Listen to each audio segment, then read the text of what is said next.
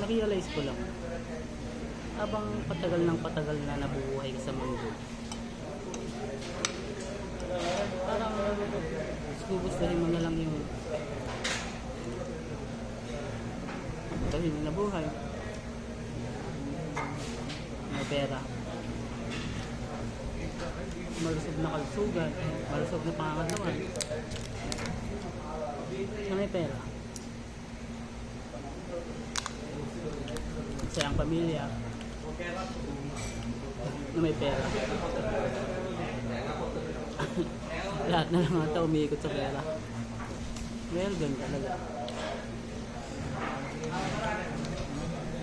Sa mundo, sa patakaran kasi ngayon, kailangan na kailangan yun.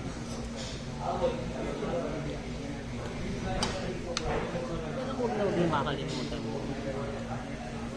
yung pagtawag sa kanya. Nahirapan ka,